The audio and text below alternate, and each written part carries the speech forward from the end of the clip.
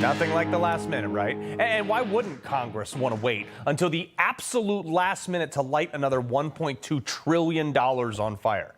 Because if you wait to the last minute, in this case, 2 days before the government is set to shut down, they are hoping that, one, no one reads or has time to read what's going into it. They will vote based on the brief that they are provided, likely by the same people cramming this thing full of junk. And two, the deadline looming, the swamp creatures, in an effort to pass the bill, will manufacture an artificial sense of urgency under the banner of a government shutdown is bad for Americans, which it's not. It's bad for DC optics. But you know what's really bad for Americans? Increasing spending, especially on stuff we don't need. In September, before the election, Mike Johnson seemed to understand this. We have broken the Christmas omni, and I have no intention of going back to that terrible tradition.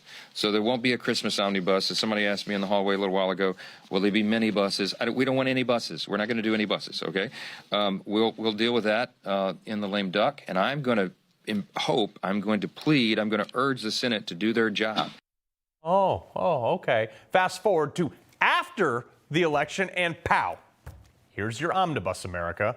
I mean, what the actual, can't say it on TV. Mike Johnson knows how unpopular this is, and he's still making the media rounds trying to sell it. He was on with us this morning. Remember, at this moment, we only have control of 1/3 of the federal government. We have a razor-thin Republican majority in only one chamber. All this changes in January, of course, thankfully because of the election. But right now, we got to do this short-term funding measure to get us to March 14th. This was the conservative play call. We don't normally like what's called a continuing resolution, a CR, but in this case it makes sense because if we push it into the first quarter of next year, then we have a Republican-controlled Congress and President Donald J. Trump back in the White House will be able to have more say over the funding decisions for 2025. It does not make sense, Mr. Speaker. And yes, you do only hold 1/2 of 1/3 of the government. But you know what you can do with that? Stop everything. Not $1 can get spent until the House has a majority agreement on a bill. So you may not be able to control everything that's in the bill, but you can make sure it doesn't get passed. At a minimum, you should not be extending this until March. Why not just do it until January 20th? I mean, that's the least bad option, but you're not doing that. Not a single Republican ran on spending more money in the last election, or in the last, 10 elections for that matter, yet here we are. This is the most ridiculous part that I heard, was Johnson tried to say that this was all about hurricane damage and farmers' relief. And so when you cobble those two things together, there's a desperate need for that aid, and that's what adds another $100+ billion to the bill, and that's why everybody's uncomfortable with it. I am too. No, it's not. If that is what this is about, then you should have passed that in a single issue bill to address that. Before people were freezing in North Carolina while FEMA was ignoring homes with Trump signs out front. Don't use $100 billion to justify $1.2 trillion. By the way, Superstorm Sandy, which was arguably more damage, cost only $40 billion to clean up, soup to nuts.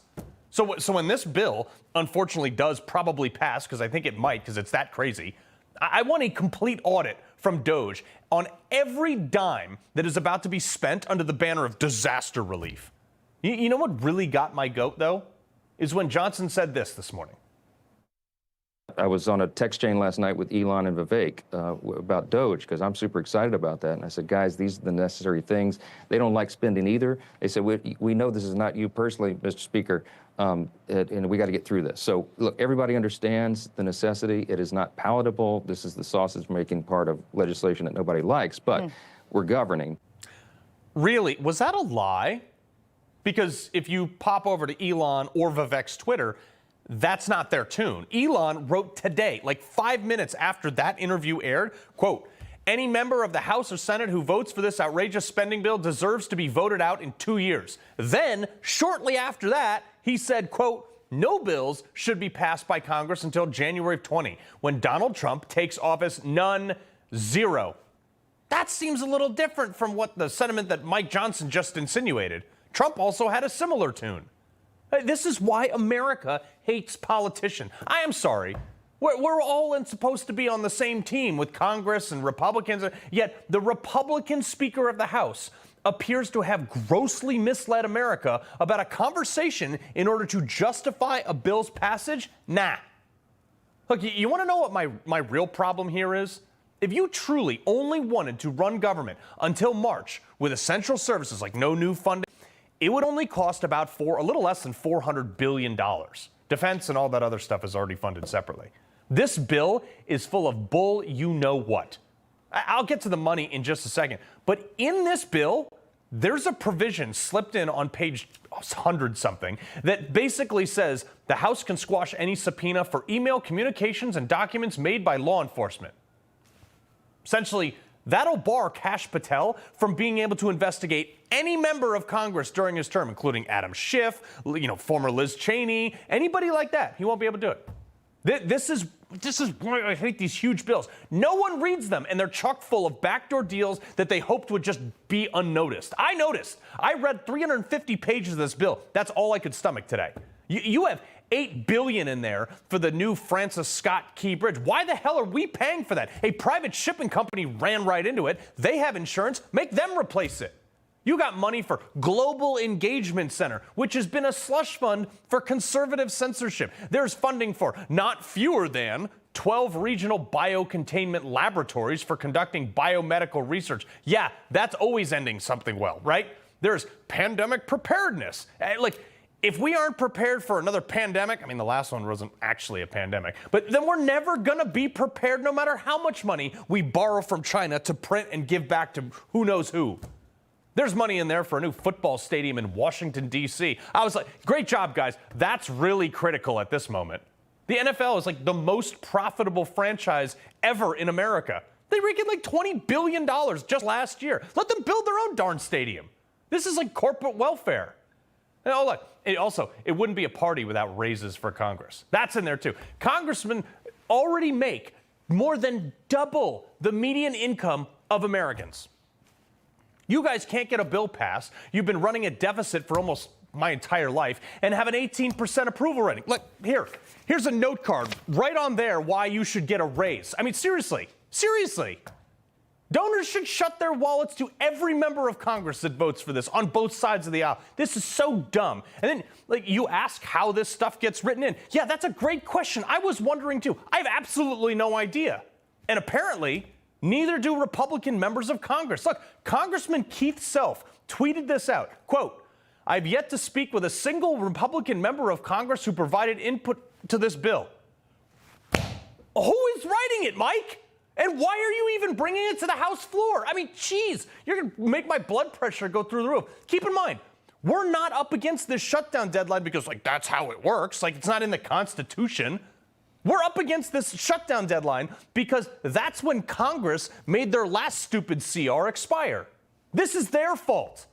And to absolve themselves of blaming the shutdown on, government before Christmas, which honestly I would cheer for, they're going to light more of our money on fire in a totally unaccountable way just to cover their own tail. This is a lose-lose for you and I.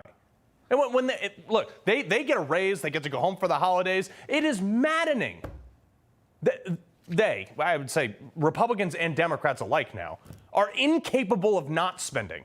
I got into it with this guy today. He said, "Oh, Carl, we have to do something." No, we don't. We do not. Shut it down. When does it stop? Honestly, they always say they won't do this. They run on that. They raise a bunch of money, get people like me to contribute and put stickers on my car and signs on my lawn, and then they turn around. They do exactly what they're doing now. I am so done with this. Shut this whole business down. If this is how the government functions, I don't want it to function. And you know what? I want a law that no one gets back pay. No one gets paid. No one gets back pay during a shutdown. Not Congress, not the post office. Look, I'll be fine without the Hallmark catalog until January 20th. No one. They can't reach a consensus? Fine. The consensus was November's election to knock this stuff off.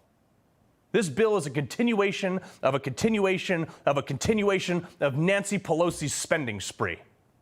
Come on, Mike. You have a real opportunity to I don't know, do what you said you were going to do. Or those primaries are coming. He loves the Constitution. He fights for what's right. He hates the bad guys. He's a freedom warrior. He's your freedom warrior. Watch Carl Higbie every weekday on Newsmax.